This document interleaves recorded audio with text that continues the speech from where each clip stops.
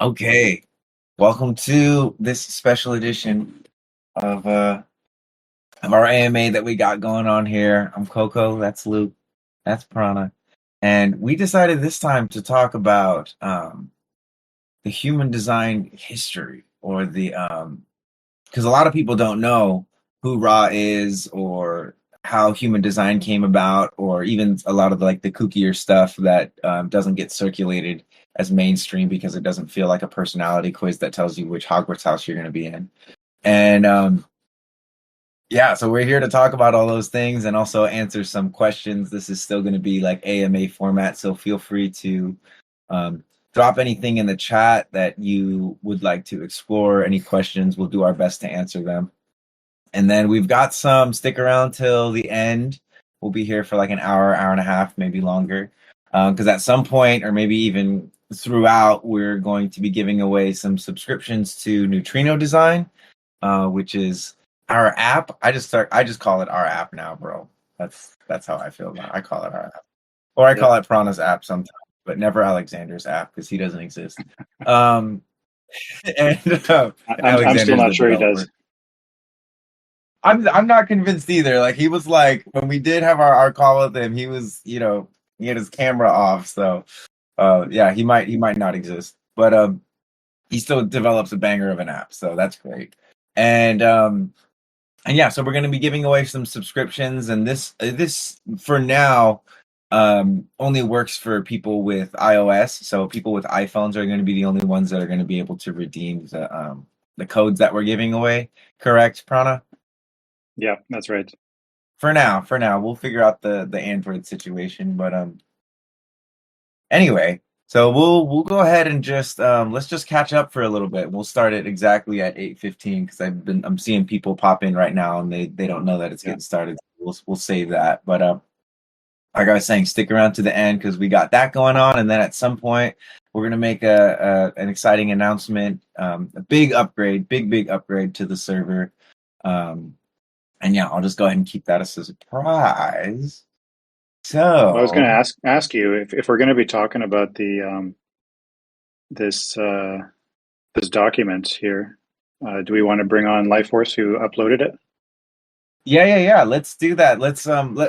We can just go ahead and when it's time in 3 minutes, we'll make our surprise announcement of the upgrade, and Gotcha. then we'll start cracking into that. Build up the suspense. What's up, everybody? Go get all your friends in the server and tell them to get in this AMA because this is gonna be a good one. I'll probably do another like kooky introduction or something. I guess we would start recording on OBS. Maybe that'll work. We'll see. We'll see if that works. Hey, Ella, how we doing? Everyone, so there's a big full moon, and a lot of people couldn't sleep, and I slept really well. In your natural habitat with the moon. In my natural habitat, usually it's really weird. The moon is such a polarizing effect. Like on new moons, I either have tons of energy or no energy at all. And then same thing with full moons. I either have tons of energy or no energy at all. And I didn't even really like track the moon last night. I'm like, I'm such a bad reflector. Yeah, whatever.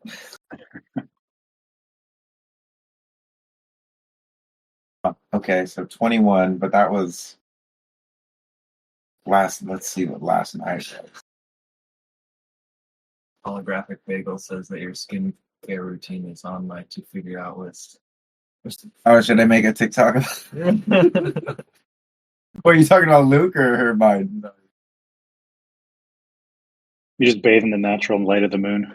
Exactly, yeah. As a reflector, I just like go out and the pale moonlight. 3 a.m. is the key. So actually, if you can go out at 3:33 a.m., that's the key because that's when all the other reflectors are sleeping. Idiots. Snap. 0 point in the chat. I'm a full moon bleeder, so always conflicting energies. Yeah. Oh, Miss you, Eric. Eric, miss you too, bro. Oh yes, wonderful, lovely, excellent. We gotta get you a little tea set over at your office, Prana, so you can sip tea with us. Are you partial to pu'er tea? Have you had pu'er tea Oh, before? I've not had it. No, I'm mostly drinking coffee and water right now. Got it. Like coffee, or drinking water, and then coffee enemas. Is that what you mean? Or does not everyone do? Everybody's on that tip. Oh, okay. Not on that 8:15. train. All right, all right. Well, maybe I'll send you out some pu'er so you can get on the tip. But anyway, it's 8:15, so we can start this AMA, which I'm really excited about, because we chose to talk about history because of one of our members, Lifeforce, who's the cute little avatar with the green and yellow background here in the chat. He put this document out there, and naturally I was like, oh wow, this is so interesting, like I've never seen this before, I'm so interested. And then I proceeded not to read it, and so I figured, okay, well, instead of reading it myself, why don't we just have an AMA, because I'm sure a lot of other people are going to do that exact same thing and be really interested in it but not actually get a chance to read it. And so this is going to be a special edition, because in addition to reading this document kind of together in a way, or like going through it at least in a way, we are also announcing, guys, that we have a new moderator, and it is the gentleman that we are going to be bringing up here to speak. So hopefully, Lifeforce, I know I didn't give you any run-up time or even tell you when I was going to introduce you, as it was at the beginning, or if I was expecting you to talk.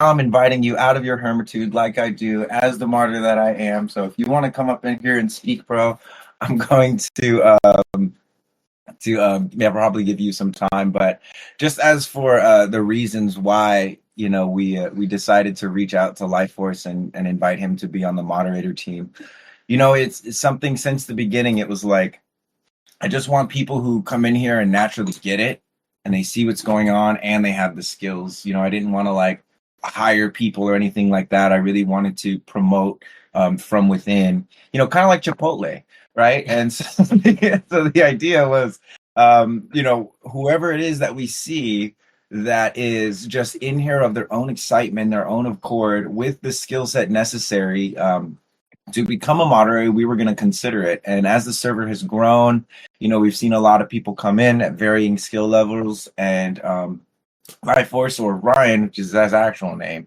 has come into all of our views kind of independently. We're like, what's up with this Lifeforce guy? He's pretty tight. He's got some bombs. Keynote's almost as good as Prana. You know what I'm saying?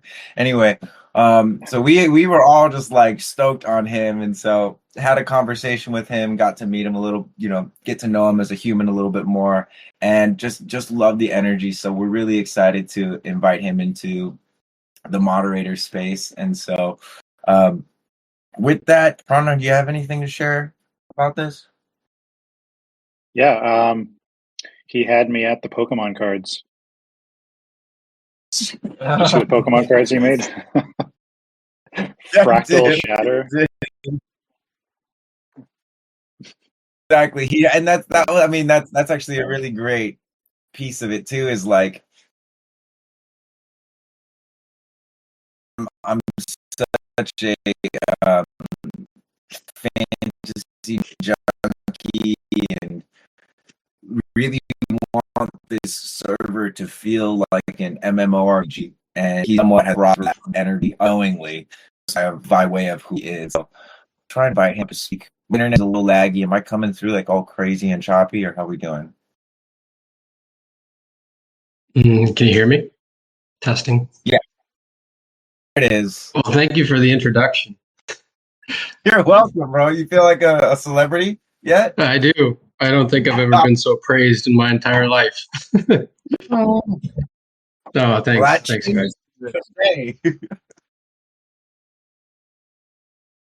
Yeah, no, it's a lot of fun to be here. Thank you. Yeah. You're welcome. Well, So recognition's maybe, genuine. Exactly. It's very genuine. So maybe our internet is a little laggy, I see. So we'll do our best to try and sync up. But Ryan, I'd love for you to share a couple words, tell people your kind of history, and human design and what that space has been looking like for you, and just just a little of your own introduction without maybe my wild embellishments. Sure. So I've been directly, I guess you could say, interested and engaged with design since late 2015. Sorry, the dog is making a bit of a racket. Since late 2015. Actually, give me a second. Let me put her outside. I think she's getting all excited because I'm talking. Just a moment, please. Thank you. He's like, can I get on the Discord too? Can I get a cool introduction on the Discord, please? When this guy talks, important things come out of his mouth, so the dog's listening. Exactly. Even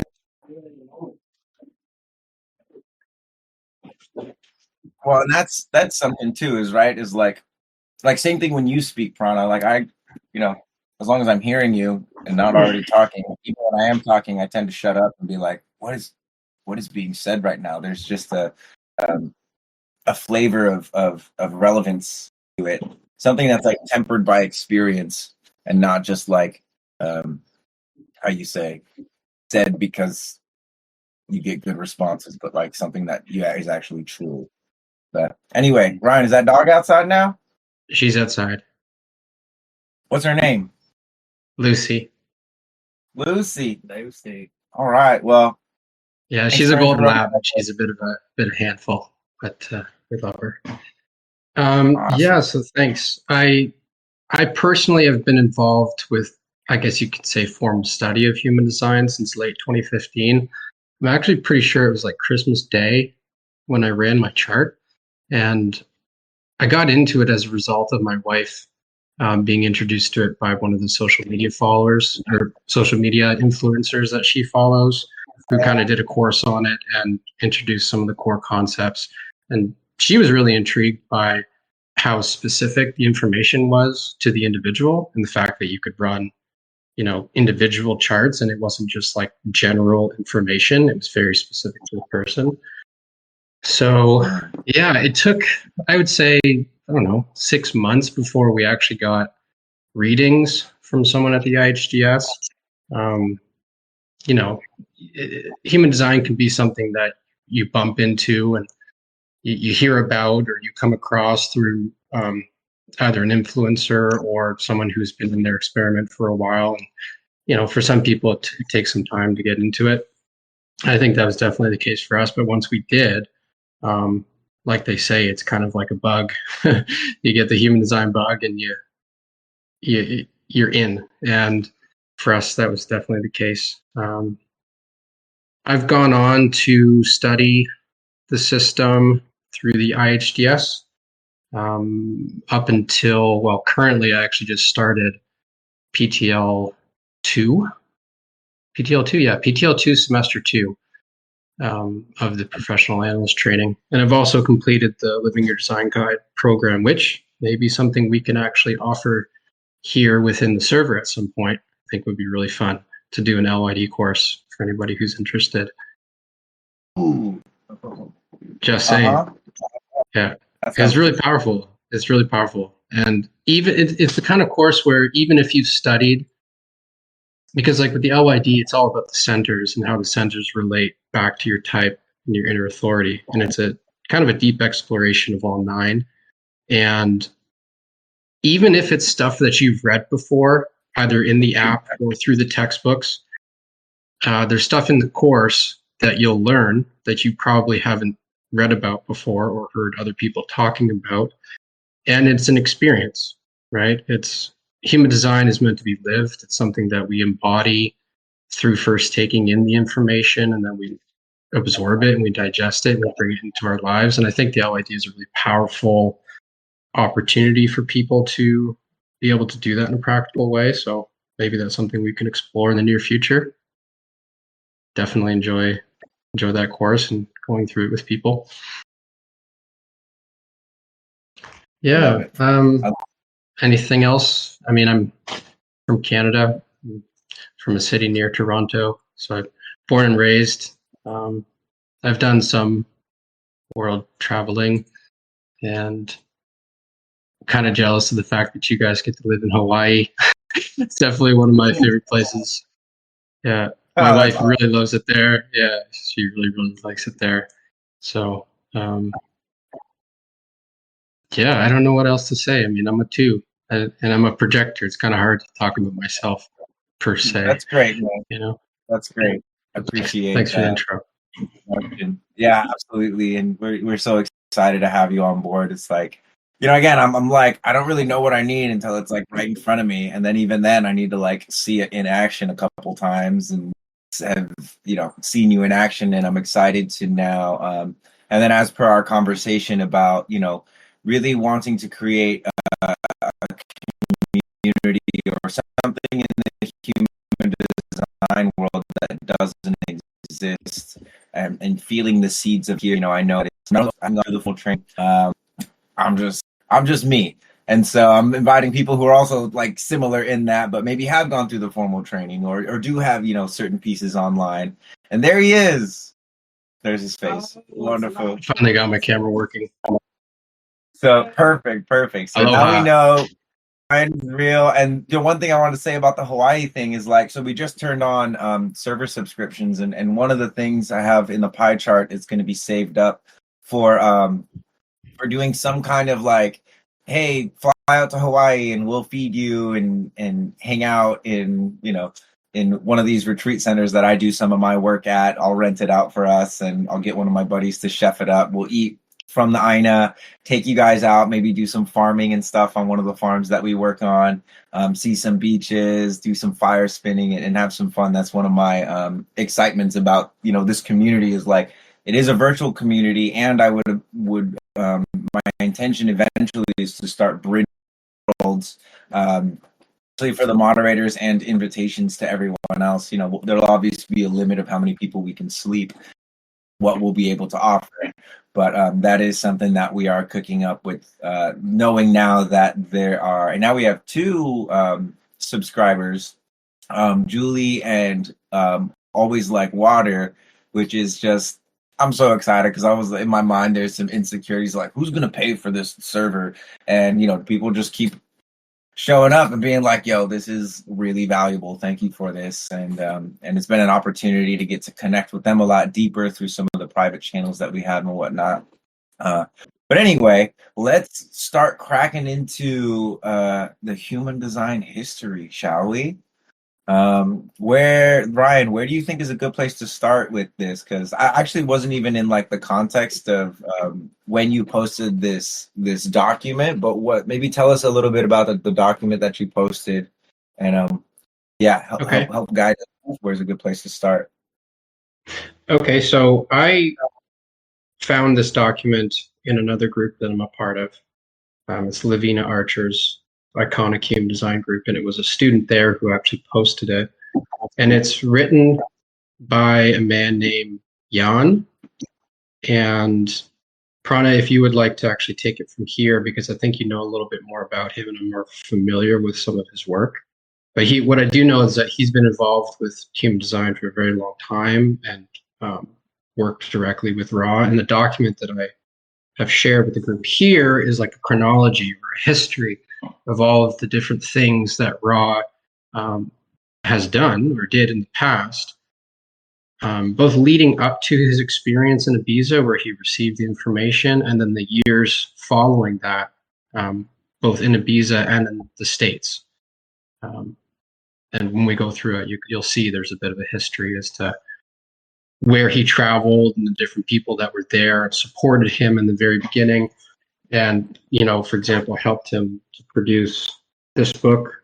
This was like the first publication of human design called Black Book. And essentially it's like a brief introduction to the system with a I Ching and some blank charts in the back, because back in the day before they had the software, you actually used to have to run your calculations and color in the chart yourself, right? Before there was an app or a desktop, right? So think about that, right? When he had his experience, he was shown and directed how to draw the body graph and how to draw the mandala and position of all the gates. That was all essentially revealed information, right? So it's just interesting going back to this time period. This is like the early 90s, I think, when this was first produced. Yeah, copyright 1991. So yeah, we can open that document and kind of go through it. It's quite extensive. I don't think we'd be able to finish it all in one day or even one sitting, really. It's almost 300 pages. It's very detailed, but at least you can see it and you'll be able to get a glimpse into how much work kind of has gone into the system over the years and just how comprehensive it is, in fact. So yeah, Prana, did you want to comment more on Jan's work? And yeah, Jan Vandenberg, he's an incredible person, and the amount of work he's put into collecting and organizing the information that Ra's put out is pretty scholarly. Really, this is quite the document. It's very detailed. It's very there's lots of he's referenced everything from where he's gotten his information, all the courses, all the books, all the lectures. Everything has notations as to where it came from. And there's also original things of like publications, newspapers, or different things that I don't know how he's been collecting it, but I guess people have given him things because he's become known for this. So I recommend people just, don't read it word for word because it's not like a textbook, right?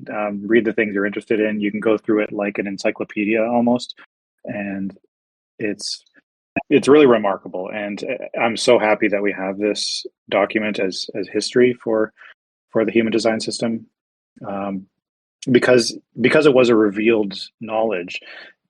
Everything that Ra did has been about unpacking this revelation, which is why there have been all these evolutions seemingly to the system, where once something becomes unpacked and understood, then something becomes realized in terms of the mechanics of what's working there. So it's not like Ra was adding on things. It was more about unpacking, and with the support he had around him.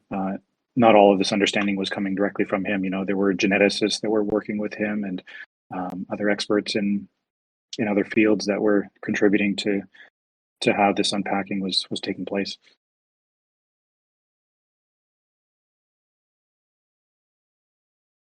So I don't know if we want to pull up here. Yeah, if we want to go through it and just kind of step by step. So I think it's almost 240 pages, so it might be difficult to get through everything, but nevertheless. Yeah. You can see Ra's chart there for sure. There's a lot of information about his pre-experience, his life leading up to it. We can probably leave that for people to look over if they'd like, and we can kind of skip up to, I would say, his experience itself. Basically, just to say that he grew up in Canada in kind of a pretty good family. He had a decent education and began work as like a publicist, or like working for like a magazine company in publishing. And he actually had his own advertising agency and TV production company. He was a boss, so he had about 12 employees, making a lot of money. So he was actually quite successful with his businesses. Like Prana said, he came from a well-to-do family, and I guess it was at the end of spring in 1983. And if anybody can see, you guys should be able to see the doc. I have it pulled up right now on the screen share.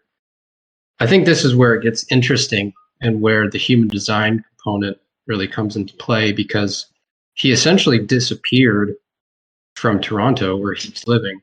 He just basically got up one morning and left everything that he had, including his family and his career and all of his possessions, and made a stop in Belleville, Ontario, and ended up going overseas. He speaks to this in some of the interviews that he's given. Go ahead, Michael.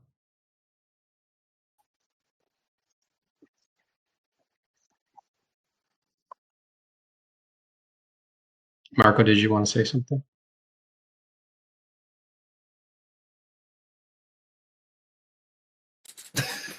Might have lost him with his internet.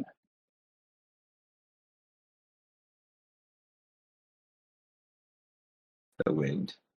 Yeah, so like he was he eventually made his way to Ibiza, which, if anyone's not sure where that is, it's like a small island in the Mediterranean, kind of off the coast of Spain. It's a part of Spain.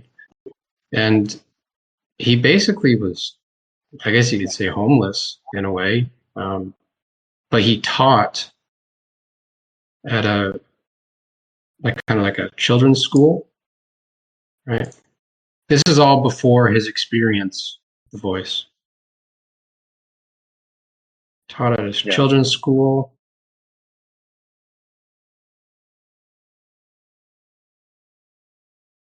I guess he lived in a ruina, which is like a ruin, so like a very old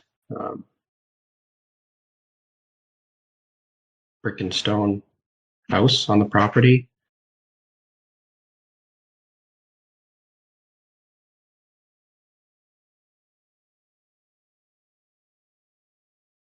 I'll just kind of skip through those. I mean, as you can see from this document, it's a fascinating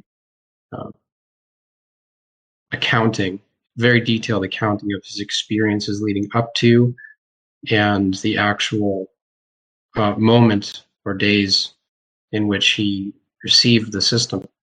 Actually, these are some cool photos from 1987.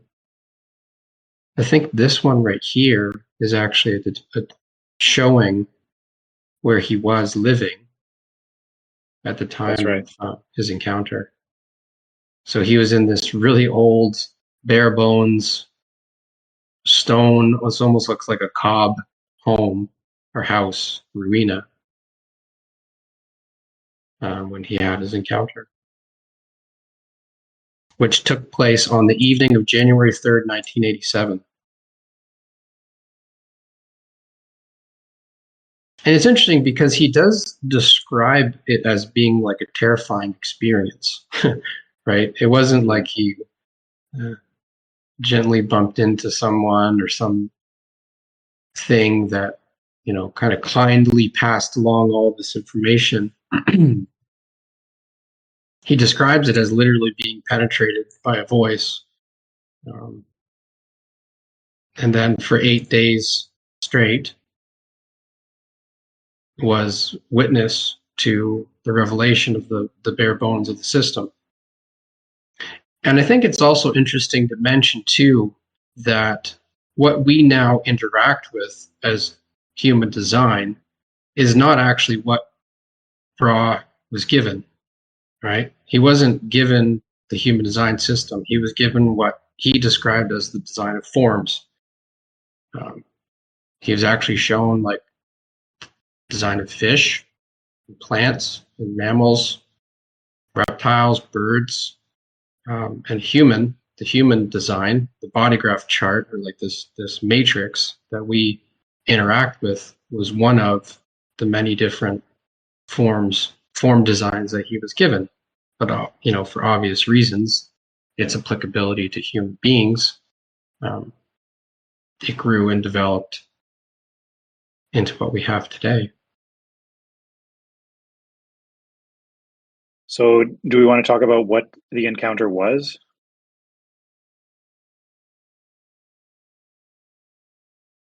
Do you have an understanding of that? Would you like to make a comment? Yeah, well, sure. So he experienced it as a voice, but it was, a multi-sensory experience. He could see things. The Ra said he could see.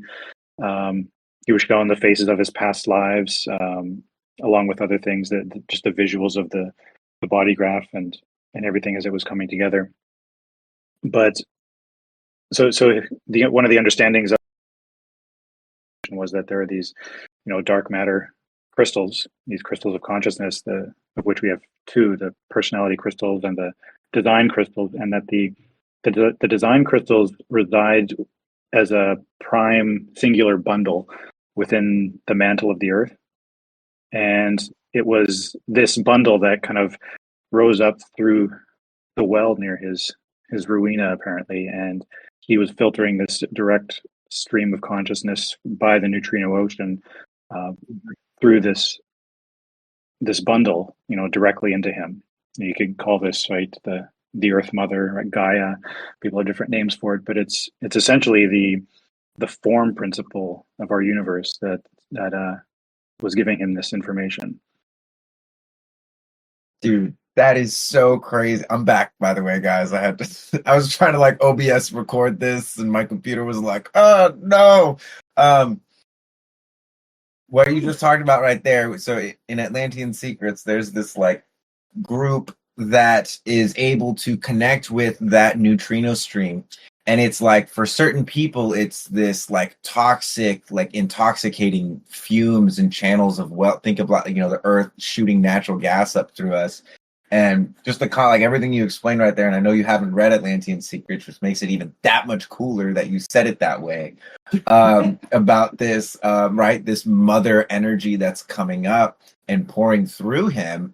It's like, oh my God, Ra was died in the dragon. Anyway, I just got super excited about that because there's so many parallels between, what I've read before Human Design and now Human Design having these things come up, and this is just so interesting. I'm so excited. Thank you guys. Well, apparently this has, from what I've heard, this hasn't been like the first or only revelation that has happened. Apparently the Masons had some sort of revelation that came through that's been described as like a revelation from the same sort of thing, somebody having an experience of this kind of transmission. And right. And in this case, it was kept secret, right? It was passed upon through tradition and through the secret orders of this society, right? That's also, I was going to say too, is like, that's how Mikao Usui, who's like the grandfather of Reiki, brought through Reiki. He did the whole thing that kind of like Ra did. He was like, did well, was educated, and then just decided to leave society to kind of pursue this, like, what is life really about? The meaning of life. He didn't even mean to go out and get like Reiki as a healing modality. He just wanted to figure out what life was about. And his abbot was like, you got to be prepared to die. So he goes, all right, bet. Walked up a mountain and just sat on the mountain and had this like rejuvenating experience where he was like 28 days, no food, none of that stuff. I think he had water. But then he's like rejuvenated all of a sudden. And he also has these kind of like abilities to heal himself with his hands. And that's the story of how Usui Sensei and then he came down and he started teaching people those techniques of how to use your hands to heal. And, again, that like revelation. And I'm curious too, this like naturally this human potential, this mutation is kind of unlocked when it's like pressurized, right? Because I don't know if you guys talked about his time in Ibiza too much about, right? Because he was just like kind of in isolation, yeah? It was kind of in his isolation. He was teaching English at this school for kids. Right. He developed this program of like teaching them the history of the universe, things like that. But he was also doing a ton of drugs. And I don't know if it was then or previously. Up until then, he had a ton of experience with a lot of hallucinogens. Gotcha. That actually prepared him for this situation. So not to say that he was on anything for this experience, but had he not had those experiences prior, he feels like he would have been killed by this experience. I mean, that makes a lot of sense. It's like, I've done quite a bit of psychedelics and had a lot of medicine journeys myself. And, because of that, I've kind of gotten to the point where I don't really need to go in there anymore. But because life sometimes is psychedelic enough. So like, even like for the birth of my daughter, that felt super psychedelic. as you know, I'm sure some of the fathers can relate. I mean, we had an in-home birth, so I was like pulling my daughter out of my partner. That was so wild, and because of the psychedelics and how like rapidly I feel like the mind is able to move or feels like it's moving in psychedelics, that gave me this like ability to stay grounded in my body while all of this information was being brought through me and channeled through me. And you know, I think a lot about the capacity that we have as human beings when even when we're like learning human design, right? There's a mental capacity, but then there's also like how much of this mental energy can you take and actually transmute it and put it into or ground it into your body or ground it into a reflection or a writing or art or whatever. And so that's cool to think of Ra like how much people would give to just be a fly on the wall just watching Ra. Like I'm like, is he like writhing around on the floor and then like just like journaling up over here, just like just like channeling it? Is that what? Maybe we'll never know. We could ask his rogue bundle one day when we figure out how to like, you know, add that feature to neutrino design or something. But anyway, where are we at right now in the timeline? Like I said, my Wi-Fi kind of skipped out on us. Okay, so March 1987. I think this is actually an interesting piece to mention. This woman here, her name was Tulia. She was the first person to receive a body graph that Ra had created, like her own design. He, like I said back in the day, I showed you the Black Book picture. He actually had to do it by hand. All the astrological calculations had to be done by hand. And the way it was done, I'll bring up the image here again so you can see it, is you would start with the design wheel and perform the design calculation, and then do the personality wheel and do the personality calculation, and then you would combine the activated gate lines, or basically just gates, into the body graph, right? So she was the first person to actually receive a chart. And if anybody knows anything about the 40th gate, which Ra had, is the gate of denial. And he was certainly self-admittedly in denial about human design. He really didn't want anything to do with it. You can imagine a not self conditioned, angry manifester with no previous experience in any of this kind of stuff, having gone through an experience as such, and then given the responsibility of disseminating the information and actually teaching people about it. It was kind of a rough go. I don't think it was like he woke up the next morning and was super enthusiastic about sharing with people what it is that he had discovered or was given. But I think it's important to note this lady who has since passed, that she received a chart, and he actually had to change. He changed his mind about it after he had given the chart to her, and actually like walked across the island to her yoga studio and told her to get rid of it, to burn it, to get rid of the chart, that he didn't want anything to do with it. And she essentially refused and said, I cannot burn my own chart. You burn it.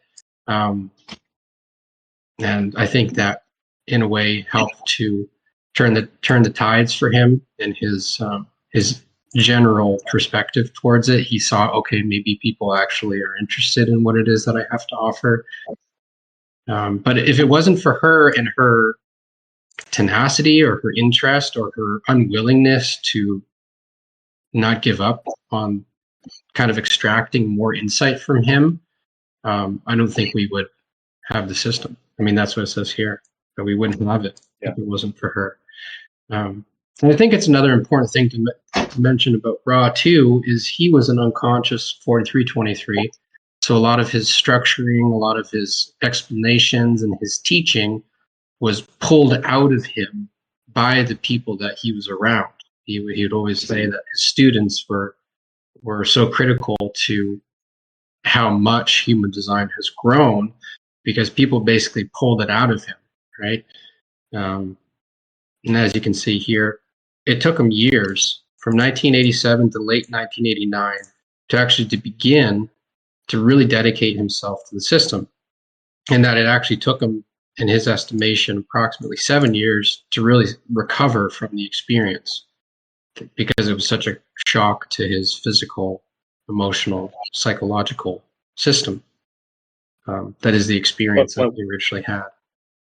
One thing I'll add here is during this period, one of the major things that affirmed it for him, reflectors will like this, was he just experimented with his body graph and the transit, right? Seeing the moon move through the transits, and as it moved through his body graph and activated his solar plexus, which was undefined, or different centers, and just mapping that and seeing how the transits were impacting him was one of the biggest affirming things for him in the beginning, after the revelation, right? That, you know, there might be something to this. This looks like ancient Egyptian hieroglyphics over here. It's some of the, and I think the Matrix, I think she made a good point here, is that he actually, during the period of time when he asked that woman to burn her chart, he ridded himself of all of the information, the original stuff. He burned it.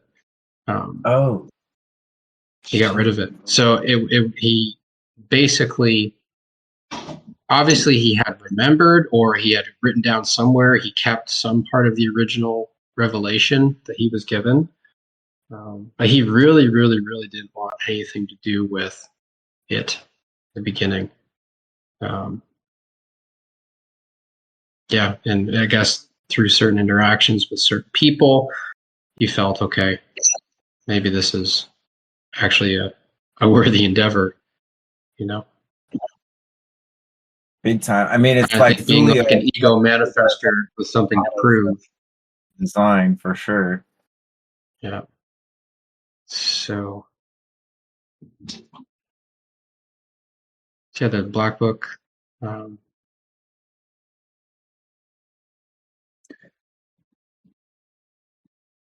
The writing of the I Ching was also a really interesting moment in 1989, which was almost like the I Ching was channeled out of him, in a sense, or it wasn't the same sort of mystical experience as his original encounter, but he had been studying the I Ching, and he basically just did this process of going through every single line and wrote the Rei Ching as we know it today. I think that was a fascinating time. There's a lot of really interesting. Sorry, go ahead. Yeah, just thinking about like the ripples of that came out of this initial, and I love how it's like not this beautiful, blissful thing. Like, I love how you put it, Ryan, back then. It was like not like someone just like gave it to him real nicely. It's like it penetrated him and ripped and exposed it almost, because it's like whoever was there at the time, right, on that well, so to speak, could have received it. And he just so happened to be the one that would actually survive it. And I wonder if someone else had been there in his place, if they would have just like had a heart attack or suffered a stroke or something like that. Whereas he got this, and then it just like kept resonating in him like an instrument, or like a singing bowl, and just waves of that continued to pour out. That's just, it's fascinating. This has got me like weaving so many things together. There is actually a really good video on YouTube called The Encounter, where it's like one of the only, I think, please correct me if I'm wrong, I think it's one of the only interviews he gives on the subject. And he details his encounter and like the Uru, so Ra Uru. So the Uru is actually in reference to this like orb that stayed with him, kind of like entered his body during the experience and stayed with him, I think, all the way up until the time that he passed and transitioned, and was there as like a guide for him throughout all the years in which he was teaching the system.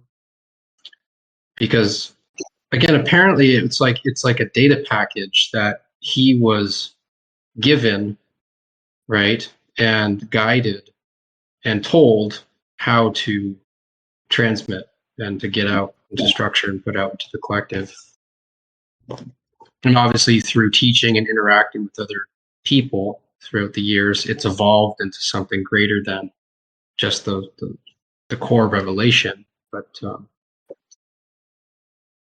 yeah, messenger. So I think it's interesting also if we just continue on this timeline, just to mention neutrinos through Windows was like the first software application. You can still get it. It's a desktop program that allowed them to actually render charts using obviously like a digital computer program, as opposed to doing it all by hand. Because up until that point, like I said before, he was doing it all by hand. And I think that is what really allowed the system to kind of grow as well. As obviously we see now with neutrino design, having the actual digitized, automatically rendered information is what made it much more accessible to the general masses. So there's a gentleman named Eric Memert, New Sun Services, came up with that first software program, allowing us to render charts using a computer, which definitely would have changed the game back then. It's like the printing press design. I remember using this program. Yeah. I got one of my father who's involved in some of the workshops. His girlfriend at the time also was involved in these workshops, and she had a copy of the program. So I got kind of a bootleg version of the original neutrinos through Windows. I was able to. That was the first time that I was able to kind of work through bringing up parts. Yeah, I have it too. It's pretty cool. Yeah. And again, like I said, originally, Rob wasn't given the human design system. He was given the design of forms. And I'm pretty sure there's like different modules that you can get for that new Sunware program that allow you to run different charts associated with those other forms. One thing I was wanting to mention as well, I don't know if it's in here, but originally, like, type wasn't a thing in the original revelation, right? There were no manifestors, projectors, generators, and reflectors. The voice did say there were 4 types of vehicles, not 5, but 4, and this has been mapped onto the type system. And my understanding is a lot of the confusion between the differences between generators and manifesting generators comes from this time before types were really codified. The charts were kind of categorized into 2 different categories. One was either given a mode of a doer, and the other mode was a non-doer. And you were a doer if you had a motor connected to the throat, right? It was all about manifestation, and everything was pointed at the throat and the understanding of how the mechanics of expression worked. So if you had a motor connected to the throat, which was a manifester or a manifesting generator, you were considered a doer. And then all other types were non-doers.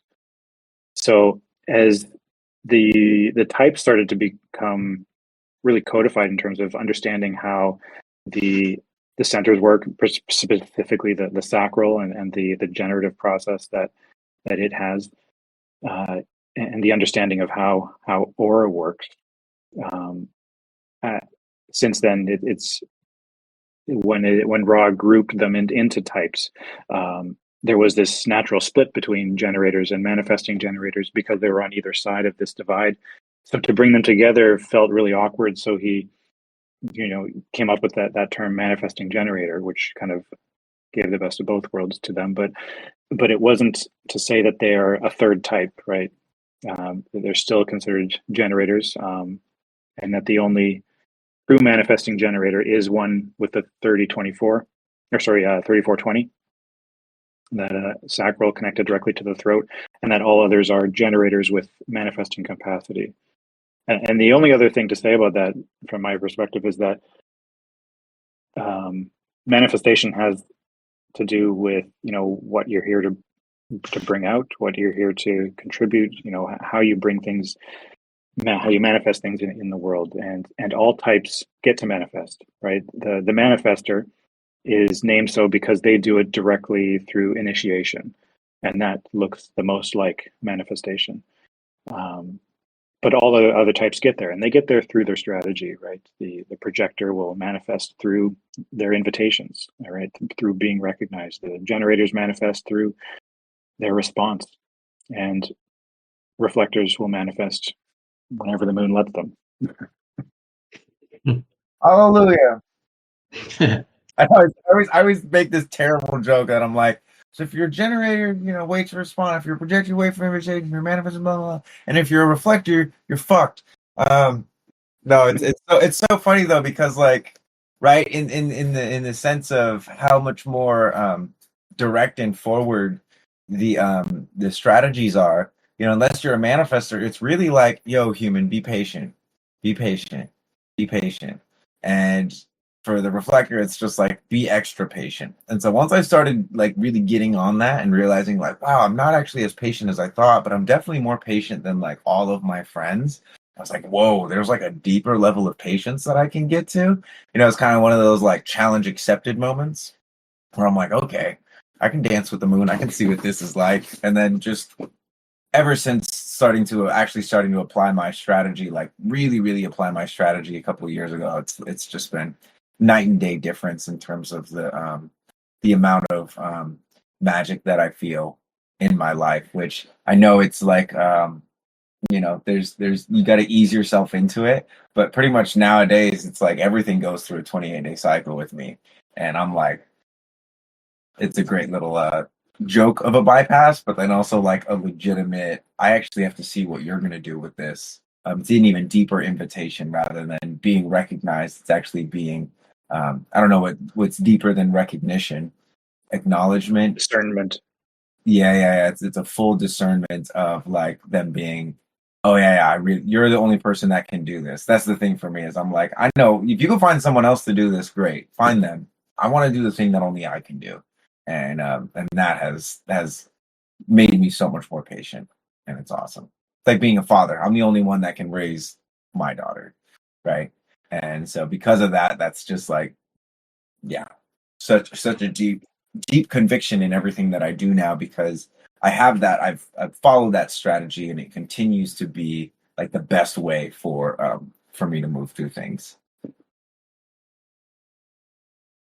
So you say, and what's so sad for us reflectors that he was right. He used to do a big thing on reflectors right before he died. Oh man, what's that about, Prana? You know anything about that? I heard it. I heard this meme as well. That he had this big thing that he was going to share with reflectors, but then didn't. Dang. Well, Yeah. I think between the three of us, there's enough crazy and skill, but we can maybe pull it out of Ryan's 2343 if he lets us. I was thinking we could do some like really exploratory type stuff. I feel like good triad with reflectors specifically, or just a number of different things. I mean, he probably had a bunch of stuff, but I guess he had. I'm looking for just like all the things, because right, it's like, for instance, to be able to connect with right, like the source or the void, like that neutrino stream from the earth, to be able to sit in that in some type of way, and that's so much of what I was talking about with, being able to survive it. And I was like making this joke naturally, like I do, of Ra writhing around. But what I imagine is he was probably like dancing and like channeling this shit. And then there would like, I imagine him like needing a glass of water, just like writing stuff down and then going back into a dance, like being possessed. Like that's to me what it sounds like. And so like those movements You know, it's like he's a human being, so he's doing human movements. And there's a lot of, medicine tribes naturally, just primitive tribes that have these certain dances that tap them into these streams of consciousness that are right beyond human.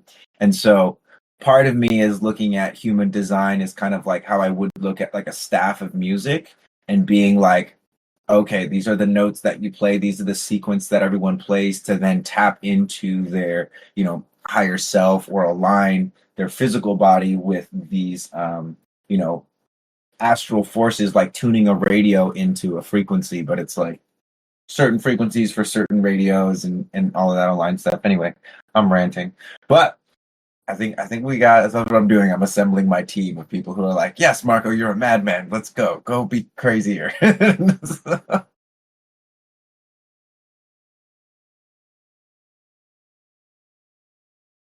All right, next up on the timeline. Yes, please. So I've just been skimming along here through. Well, I can go back a little bit. It's just so much. Anybody who's actually looking at my screen share right now, you'll see just how much detail Jan put into this document. It's really extraordinary.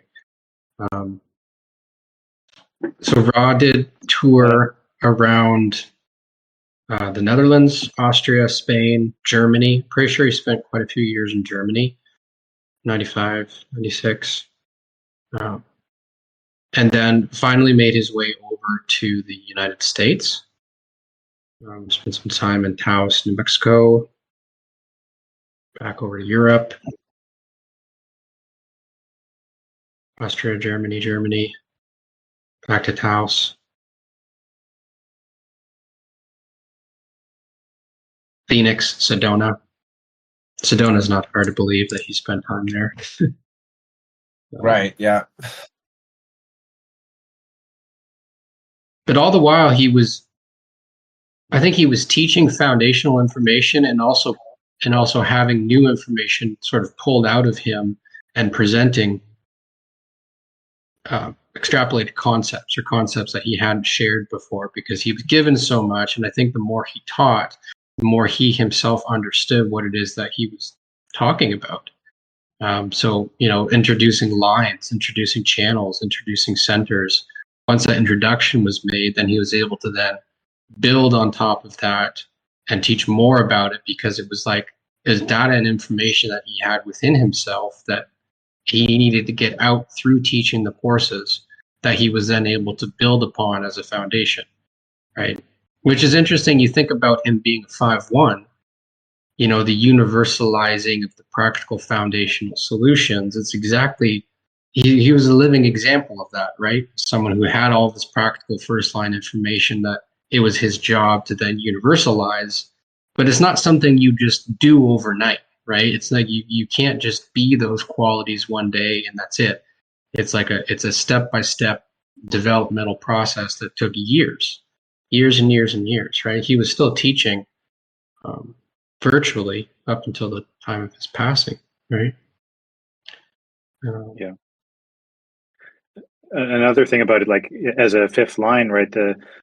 The general, like the ability to come in and provide practical solutions in revolutionary times, that he understood that you couldn't just dump everything on everybody all at once, right? He had to give people, right, little sample sizes to keep them interested, to keep them engaged, and to kind of expand his influence that way.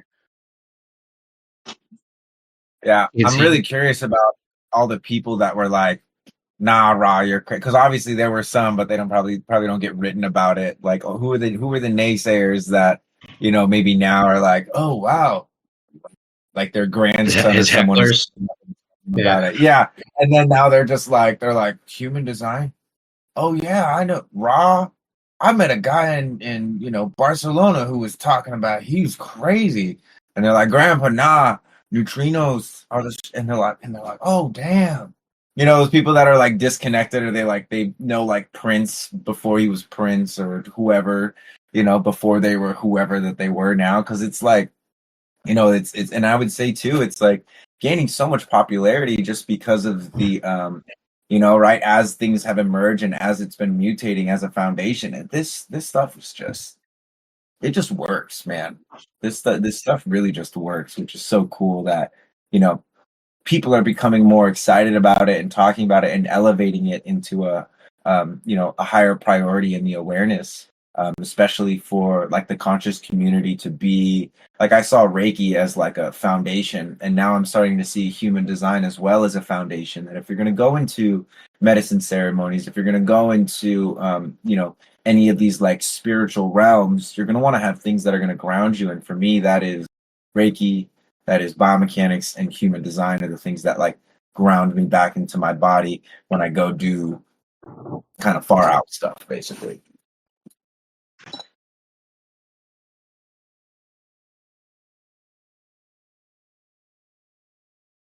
Yeah. So we did a lot of travel. What were you going to say? I was just going to continue. Yeah, he did a lot of travel around the United States, made a lot of recordings. Back in the day, again, I think there's a shot up here of it. He would make a recording on a cassette and like a tape and send it to you in the mail. And it was like a 30-minute recording analysis of your design, and you would receive it. It's one of the offerings that he had made available. I remember I had a reading with Randy before he passed, and that's what he said. He said he paid all this money for a 30-minute tape, and he was like kind of shocked at how accurate it was. But at first he was very skeptical, given the fact that it was only 30 minutes long. But as anybody who's had contact or had a reading or had someone analyze your chart objectively, you can pack a lot into 30 minutes. I have some of these tape recordings of Ra's readings. I got handed down a bunch of cassette tapes, including a lot of these courses, and some of them included readings, which I have on cassette. But eventually I plan to transcribe or digitize those and see if we can upload those. You guys can have a peek at what a raw reading looked like. Dang, that's super valuable. Yeah. Super valuable. I'm thinking like, what's the net worth of something like that on eBay in 10 years is going to be wild. We'll jack the price up, inflate the price, and then invite everyone on the Discord out to Maui when we sell it. I've never actually heard one of Ra's personal readings. And this is even after going through all the training and stuff. I don't know why. The only thing I can imagine is that he was a 33. He declared being a very private man. I'm sure he respected people's privacy, and he generally didn't release his interpretation of individual charts to the general public. But Prana's got the in-depth. You brought the evidence. Yeah. The History Channel. Yeah. The hidden knowledge. That's right. So I actually, I was kind of given this package from my dad of all these old recordings and cassette tapes of Ra lectures and coursework, and then I got this cassette recorder off Amazon, which allows me to digitize them. And I was going to do the whole thing, but then I got contacted by what's his name? Guy in Europe, who's the human design.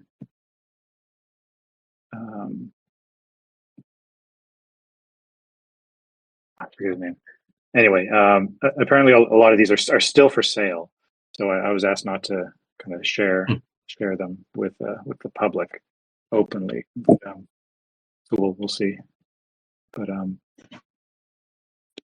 the other thing I wanted to talk about was that there's a really key moment when his son was born.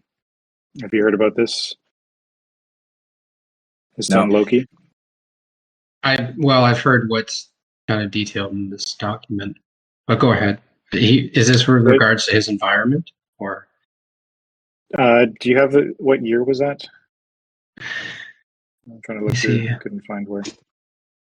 I think it's in the 90s, late 90s. So his son Loki was born, and he was born extremely prematurely, and there's a lot of fear that he wasn't going to survive. So I think he was down in the States, and Here it is. medical It's right here. bills. Yeah. What page is that? It's on page 56. Okay. Yeah, 1998. Yeah, November. Yeah. So anyway, he has this son that's premature. He's born in the States, and he has no medical insurance, and he's racking up these huge medical bills, and basically he has to sell the rights to a lot of the human design system. He basically has to come up with this money and kind of goes bankrupt overnight, trying to deal with these looming medical bills that saved his son. Basically, his son survived, and he's now the director of Jovian. But this was a key moment where he had to sell off the rights to a lot of the material and the courses that he had made up until then, and had to basically start everything from scratch, which is what Jovian Archive was, as he established a new structure around which to distribute new information that he was going to bring out. But that was a big time when he had to, basically bankrupt overnight.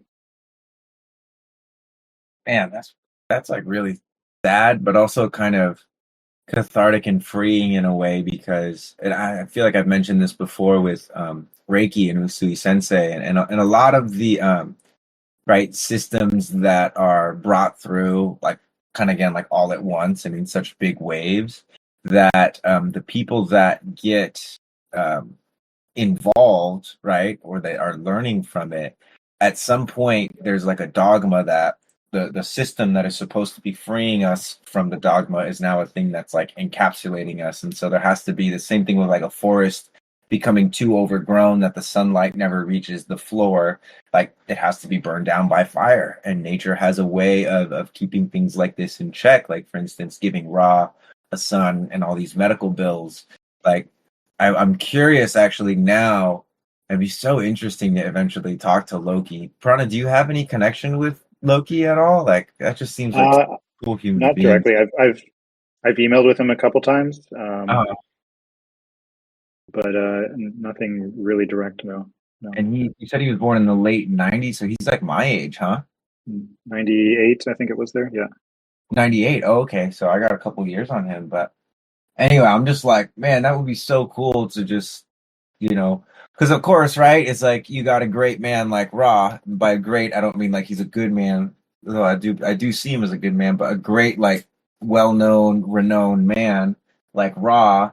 And then you have the son come along, and there's always that energy of like, okay, is the son going to live up to the father's expectations, or is the son like shouldering his father's expectations? And I'm sure he's done so much human designing to kind of answer some of those questions for himself. But just like, man, that would be really cool, because he also is, as you said, like the director of the Jovian Archive now, and so he's like carrying his father's legacy forward. And I'm like, I'm so curious how he is as a human being underneath all of that, which is wild. Wonder if he can fight. That's always my instinct. Yeah. Well, he's a generator, and he's got the 2838. I can't remember the rest of his design though. Yeah. Okay, so he either fights or he doesn't fight at all. Yeah, interesting. Wow. So there was at this time there was also a big split in terms of like Ra's following, like who was one of the guys, Chayton Parker. Do you know this guy? He wrote one of the first books on human design that was kind of widely distributed. What's his name? Chayton Parker. I don't know how you pronounce that. Holographic Bagel got it.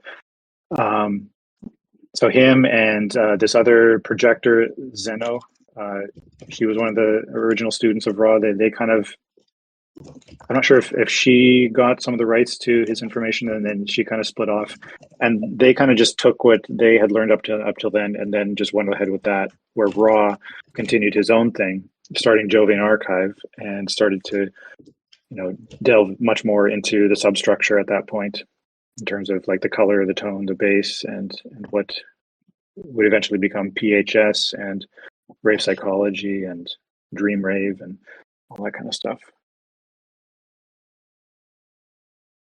And the other guys just kind of like went deeper into just sharing what he had already channeled through. So would you say like more like mainstream popularized human design right. type centered? Okay, that makes a lot of sense. Wow, uncoordinated efforts by nature to coordinate the effort. Oh, that's curious. And now we're one of those uncoordinated efforts that is like operating in the underground, I feel like, of Jovian Archive and quantum human design, evolved human design. It's just, well, we're just gonna go straight for the community and just see what emerges out of that, and just study the material together and just see what kind of it evolves from that point, which has been so far it's been an awesome experiment, and it just keeps getting more like challenging and effortless at the same time, which is really cool. So let's see, what are we looking at here? We're in 2001 now. Professional training and development. Have you been through these courses, Ryan? No, but I think the courses that, not specifically, but the ones that IHGs teach now are all an evolutionary byproduct of these foundational courses that he taught during this period of time. Okay. I think definitely between like the mid 90s to the early 2000s, there was a lot of foundational information that he brought through, because you have to think about it, right? There's the system. That is, there's the raw, not raw as in raw who, but like the RAW knowledge, the details, the facts, the body graph, the channels, the gates, so on and so forth. There's that information. There's the sciencey component. And then there's the whole evolution into being able to teach people to both interpret the details and be able to pass that information on to somebody else objectively, right? That's like an entirely different program. And that's what IHDS, like the professional training that I've been through, and I know the Matrix, she's been through it as well.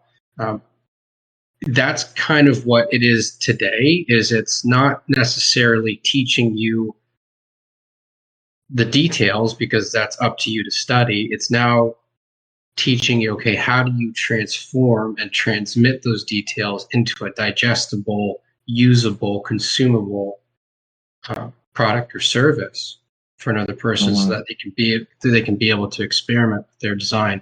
And like you can see here, a lot of the IHDS training programs, right, and the teacher training and the family reading analyst training, these are all things that needed to be developed as courses so that people actually knew what to do with the information, and that the information itself had a teaching and dissemination structure so that it could be passed on professionally from one person to the next, or from the practitioner to the user, right?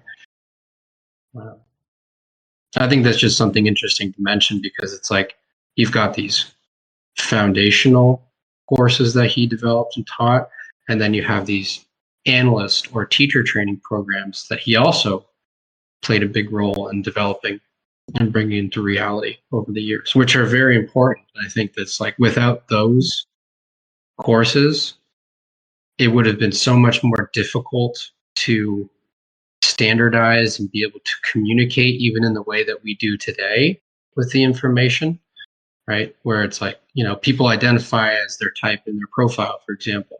And I think all of that is as a result of these courses that he taught later on in the early 2000s.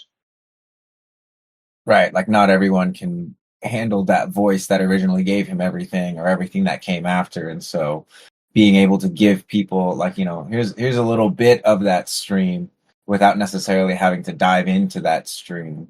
With ultimately, I imagine like his eventual excitement was that at some point we would evolve out of needing charts and human design, and we would just all have capacities and awareness and subtle body senses within us that are developed so that we could just differentiate ourselves without, again, the need of charts and all this stuff, which I feel like that's what the raves are kind of going to bring, in a way. Correct me if I'm wrong.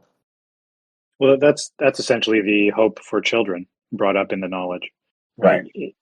You don't need to teach them about the fundamentals of the body graph if you're appreciating them and honoring them for who they are and teaching them, how their vehicle works, right? Some people are going to get interested then in human design and study it, but others are just going to, operate their vehicles correctly.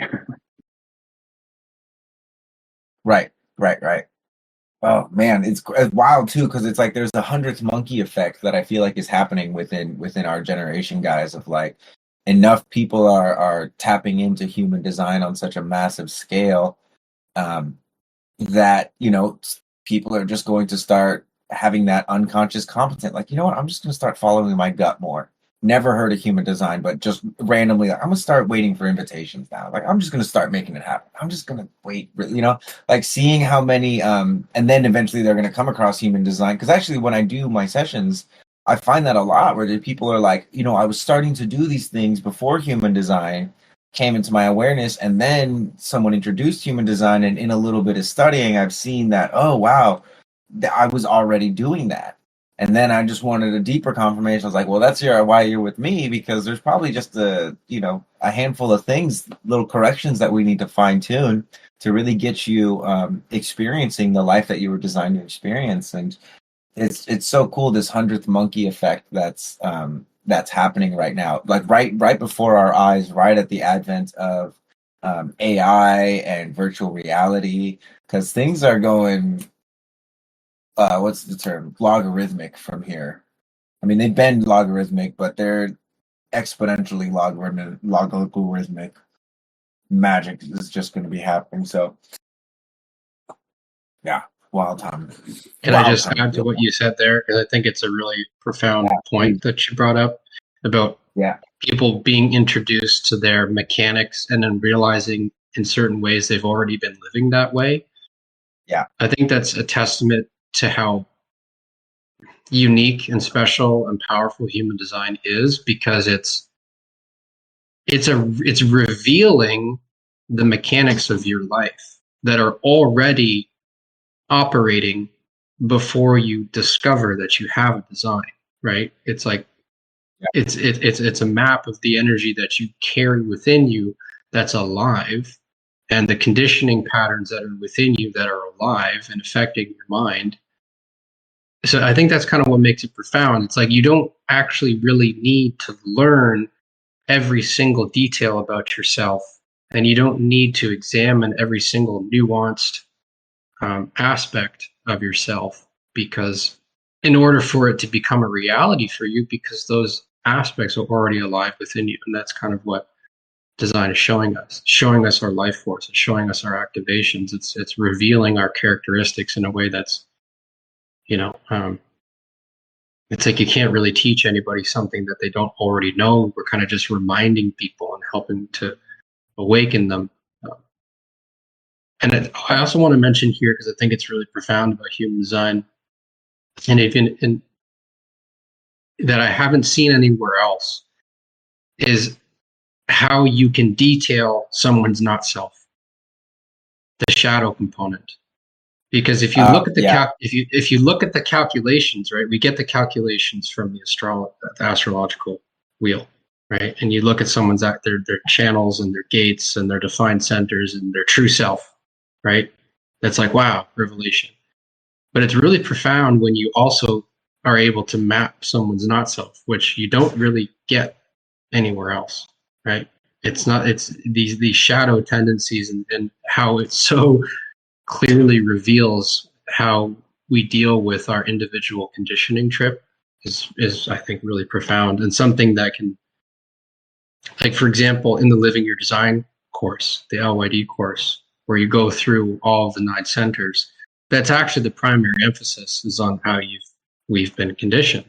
It's not necessarily a course that's meant to bring you back to your true self. It's revealing the shadow conditioning and how that's wreaked havoc on our decision-making process, through the agency of our mind, and dominated the way in which we navigate our lives and relationships and career choices and all those sort of things. There's so much to explore. And I think it's really kind of profound. That in and of itself is really interesting, right? And useful, practical. Mm-hmm. Totally. And I feel like that's how I navigated life before human design, was just by bumping into stuff and realizing, okay, that's not really me. So I'm going to not do that as much. And that's not really me either. And so to have someone too, where it's like, maybe they're afraid to do stuff because of that. And then being able to offer that, not self-analyst side of it. And yeah, you don't really find that in astrology. You don't really find that in, you kind of see that in physical therapy, right? In physiological features of if someone has a hypertension in certain areas, it's like, oh yeah, we can get to that hypertension, but we also have to strengthen surrounding areas because it's all like this web, right? And there's this harmonious or integral integrity of the web that has to be taken into account, and that's where the form comes in. And again, of human design, being able to acknowledge that there is a form and a scaffolding and an energetic substructure to everything that's going on, being able to just experiment with, okay, what happens if I just directly align with this? And then again, seeing people just go from totally miserable to a month later listening to their gut, following their strategy, and so on the basic level, and they're like, oh my God. It's just Ra talks about it a lot of it being an empirical system in the sense that it proves itself, right? And it causes experiments that ultimately are proving themselves, which is just a good time to be alive, guys. It's just a really good time to be alive. Yeah. But especially the point where you don't have to pay however much, $1,000 for a 30-minute recording from Ra. It's we can actually have AMA discussions about it, and we've got an app, and we've got all these cool technologies that support us in right, exploring these things on a wider scale with a wider group of people, and running large scale experiments. Which, I say it all the time, this Eevolvee Discord is it's called Eevolve, so it's literally an experiment of what happens when I make a free community and I show up every day. And I just do my best to pour as much value into it. And Prana's responding, right? Lifeforce gets recognized. Ronan gets surprised. And it's just it's so beautiful to see how much of signatures are being brought up here, as well as some of the not self, which is really interesting when the not self does emerge in the server. Because I'm like, oh, look, there it is. Oh, how do I address this in a way that's how do I address this in a way? Because I want to be nice, right? But then there's another part of me that's let's compact this shit and compost it so that this person can be free of that. But again, at the end of the day, it's each person participating is going to go at the pace that they decide to participate at. And so while we're hey, this server is a hammer, and there's the not self right there. So if you keep serving up this not self, we're going to, smash it up and mulch it up so that it can be digested, and put some wood chips on top of it and farm it up. And if you don't want that, you can leave now. But I'll try and train BMO. Eventually, we can get an AI that's trained to catch people in their not selves and just be warning, your not self has gone unchecked for 17 messages. About to bring down the hammer. Sheldon Luke's about to axe kick you or something. I just want to say too, I think it's what you're saying is so important, and it's the reason why education in this system is so important for the individual, because you don't know until you learn about it. Right. You don't know how to ride a bike until you learn how to ride a bike, and even before and after, you're always in a process of discovering new ways of adapting to changing circumstances, environments, relationships. But the educational component is such it's a game changer. Again, I'll come back to the LYD because the Living Your Design course is something Raw introduced as a follow-up support program. It wasn't really a support program per se, but it was a follow-up to a reading, right? It's you've got your reading, you've been introduced to your type, strategy, inner authority, some of your not self constructs. Now what? Like, how do you actually embody this? How do you bring it into your life? And how do you become aware as an individual of your own shadow, right?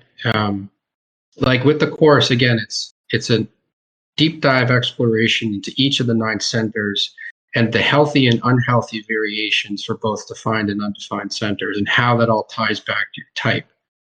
And again, it's difficult to even think about what it would be like to try and experiment really, truly, deeply without that foundational education, because like I said, you don't know until you know, and you kind of have to go through an educational process to get it. And even then, it's like, and I see it on Facebook, and I don't see it so much here, but I do see it a lot on Facebook where people are like, my cousin, they got introduced to human design and they're still bitter. It's like, yeah, just because you've had an introductory experience or, you discover that you're a generator doesn't mean it's going to cure you of your frustration, right? There's like a level of personal responsibility and personal application and almost self-analysis, right? That people need to go through in a sense to be able to really deeply embody the information. And I think that's another reason why a community like this is so important and beneficial, is because we can all participate in that over an extended period of time. Okay. Yeah. And I'm also, again, one of the reasons why I wanted to, I felt called to, bring you in is that, you have that kind of formal education in between, myself and the other moderators. We've been thinking about ways to improve the server. And I think that's a piece that, I had this whole vision of an education forum where it had all of that. And now that you're in here and we're doing this, this just feels so good. And I'm excited to, once this closes down, this particular AMA here, just to brainstorm all the crazy stuff that we could come up with, because it's insane. It's the same kind of energy that I feel when I'm in the chat with Prana and Alexander, Neutrino Designs developer. There's just this there's the penta, there's just this momentum, there's this thing taking form, and it's really up to us to continue to acknowledge that thing that's taking form so that we can kind of keep up with the momentum and keep the people informed and continue to improve and continue to contribute to it. So anyway, dude, yeah, I'm super grateful that you decided to hop in here with us and just, so many cool things to come. And for everyone listening in as well, we're going to have, I don't know exactly what it's going to look like, but we're going to cook something up that is probably unlike anything that is available right now in the human design world. Through the server, through Lifeforce, myself and Prana, and the leadership in here, just because we love you and we love human design. And this is already happening, so we know to just roll with what's happening and direct it as best we can. But ultimately, it's a surrender experiment, and I'm fully surrendered. So thank you, and I'm like, oh, let's end it now so we can talk about it. We can talk about it because I already have ideas, but it's okay. I'll just let it settle within myself first. I won't take 28 days though, I promise. I've already taken the 28 days. Been multiple cycles on terms of how are we going to educate people through this Discord, aside from just the community education elements, and we're on to something. Well, we can run courses. I mean, we can even do we can even create our own versions, because just hosting a group conversation on some of these important topics. For example, there's another foundational course that you can take. It's called Rave Cartography, or Rave ABCs and Rave Cartography, that comes after the LYD. is where you start to explore concepts like circuitry, right? And the major circuit groups contained within the body graph. Honestly, for me personally, that was when my experience and understanding of human design just went from like 0 to 60 in my appreciation for it, because it explains so clearly the difference between the individual, the tribe, and the collective, and what those three major topics actually have to do with not just your own personal life, but humanity as a whole, right? It's like, what is the collective? Okay, well, you go into it and you examine the collective circuitry and all the gates and all the channels and the streams, and you're like, oh, wow, okay, yeah, judgmental, critical, opinionated, highly logical people that want to share everything and critique everything to the nth degree actually exist, and that's okay. And that's like a part of the human experience, right? Or you get those sort of on the fringe creative types who kind of like to do their own thing, and kind of melancholic and a little weird, and kind of, you know, so like the individuals, wow, they have a place, right? That's a thing. It's not just, I think when you learn about those topics at a deeper level, and then you relate it back to your own design, it really starts to pop open new levels of appreciation for who you are, and also, you know, the other people in your life and how they may be different. You know, you may be very individual and be hanging out with someone who's very tribal, and they're demanding all this touchy-feely, sensitivity, give and take, support kind of interaction, and you just want to be off doing your own creative thing. You can begin to understand why that tension in the dynamic may exist, right? Yeah, so I just wanted to put that out there too, because it's like we can explore these concepts, and I think by exploring them and learning about them and talking about them and taking those concepts with us, and especially if, you know, for the projectors in the group, not to say that generators and reflectors aren't like this, because I think that's not necessarily true, but to look at the other people in your life after you've received a bit of an education on the circuit groups, and see how their designs are different from yours, and see how they've conditioned you, is a really powerful exercise. And it doesn't have to be incredibly deep or nuanced. Like, we're not talking about going to substructure. It's just like, what are their predominant channels, right? Are they predominantly collective? Are they a blend? Are they collective individual? Yeah, so we can do that stuff. I mean, between the app and what I have and what Prana has and what you have, Marco, and other people who are amazing on the server, I'm sure we can come up with our own courses, right? Our own educational process. It'd be really fun. So yeah, I feel that already brewing up, even just with like some of the AMAs. It's just, you know, for me, I'm like, it's beautiful to just like allow myself to just be so chaotic in a way, because I feel like I lean that way. I'm just like, let's do this and let's do that, like you know, just like shotgunning it.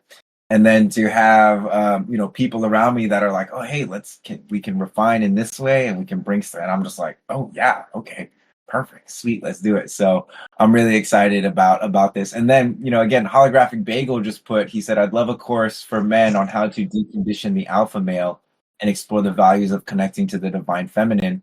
And just, again, like looking at that and structuring something around that, and creating these you know, courses to not only like quote unquote, right, decondition, but also to explain the conditioning, like you were talking about, Ryan, of like, how is it that someone would get this way, right? If they're a very moody, individualistic type of person, but they have parents that are like, you know, very collective type people or very tribal type people, that could drive them into like the alpha male dysfunction, as opposed to, you know, somebody with roles reversed. So that way people can, because that's one thing about like TikTok and social media, right? Is like, whenever I make a video, I only have like 2 seconds of this person's attention to be like, how do I know that the thing that you're feeling, the pain that you're feeling, that I have something that's actually going to help you with the pain that you're feeling? And, you know, naturally it's like with human design is like, are you frustrated? Are you angry? Right? Are you bitter? Do you want purpose in life, but you don't have it. You feel like you're dating the wrong. There's so many points to attack.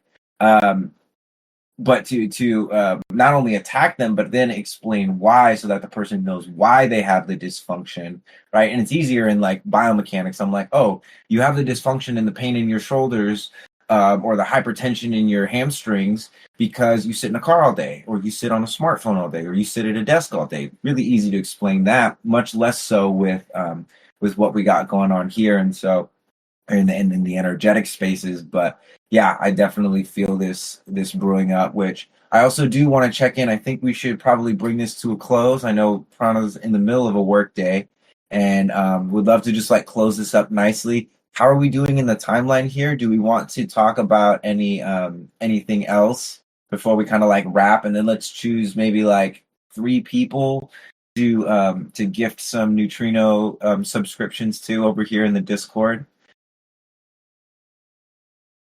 I would just say, in terms of the timeline with the raw chronology, again, I've made the document available in the Power Facts thread. You guys can download it if you'd like to look at it more. It's incredible, just the amount of information he put out there. And I think with the evolution of the internet, he did eventually move on to creating Jovian Archive, which is, the source website for human design, through which he did a lot of course offerings and teachings. He eventually did stop touring in person, although he did that for years. It's just, if you want to look at the facts of how much information was put out there over the years, this is an extraordinary document. And the number of different courses on different subject matters that he manifested and brought into reality in collaboration with students and benefactors is really, really profound. Awesome. I love it. Well, I'm excited to eventually at some point get some time and dig into this as well, because I'm sure so much is going to emerge and parallels and whatnot. And thank you, Ryan, for leading us through it. And again, thank you for joining the Eevolve moderator team here. I'm really excited to have you on, bro. And a lot of cool changes and upgrades coming to Eevolve. And so let's see, what do I want to say now? Any last words from either of you two? And then I think maybe each of us can pick one person in the audience to gift a neutrino design year-long subscription to. Any closing words from you guys? Thanks for the invitation. Yeah, baby, you know it. From you all, thank you very much. Okay. Great success. Yeah, I'm satisfied. Well, I am so surprised and not surprised at all. This was better than I expected, and just full of joy. So, with that being said, let's go ahead and choose. You guys, Brian, you choose one. Prana, you choose one, and then I'll choose someone to give a neutrino design subscription to. And again, this only works for iOS devices. This subscription, I don't know why. We'll go shake the ghost that is Alexander at some point to get to start hooking up the Android people, because I know we got Android people in here. But let's see. Who wants to go? Is there anybody who can't receive anybody who's got Android exclusively?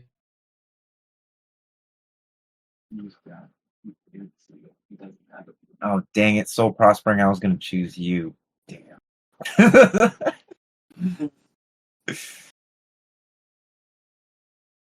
Right. Maybe I'll go first. I got to run. Cool. Yeah, I was going to pick... let's go Mohawk Muppet. Mohawk Muppet. Let's go. All right, so I'll write this down, and then I'll send the codes that I have to him later. If you got an iPhone.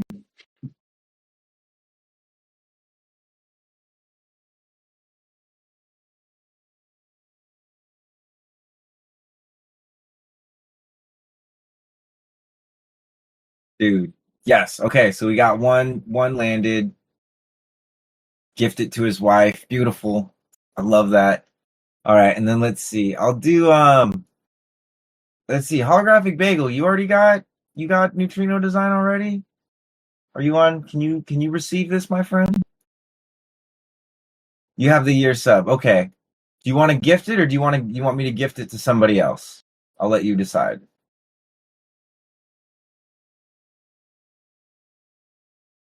All right, I gotta run. Peace and love, guys. Cool. Love you, Prana. All right, then my second choice shall be. Let's give it to Salamander. Thank you, Bagel. Love you, bro. Salamander, are you on iPhone? Can you receive the gift? Well, yes. I can cancel. Okay, great. Yeah, okay, cool. So I got you, Salamander. And then the rest is up to you, Ryan. Let's see who you choose. So we have one more? Yeah, we got one more. Moni, Monni. Moni. You there? Moni. She's typing. Sweet. Yeah, all right, awesome. All right, guys. So I'll go ahead and send these in DMs, the codes in DMs to you guys individually. And yeah, I think that's pretty much it. Thank you guys, everyone, so much for sticking around. Love you, and we're gonna be doing this probably a lot more. And tune in tomorrow for TN Transits. And you guys know we got so much going on. So thank you guys for participating. If you want to get back to the server, we do have subscriptions available. That's at the top of the server. And again, that's going to go towards people like Ryan, myself, Prana. And tomorrow, the TN Transits, I typically do them around between 7 and 9 a.m. Hawaii Standard Time. So we'll somewhere around there. I'm on that island reflector time. So yeah, thank you guys so much. And again, welcome Ryan to the Eevolvee moderator family. You guys are gonna see his little name tag get a color upgrade. And thank you guys. We'll see you next time. We'll be announcing the next AMA pretty soon here. So peace. Catch you tomorrow for TN Transits. Thanks, Ryan. Love you, bro. See you soon. Thanks, guys. Have a great day, everyone. Thank you.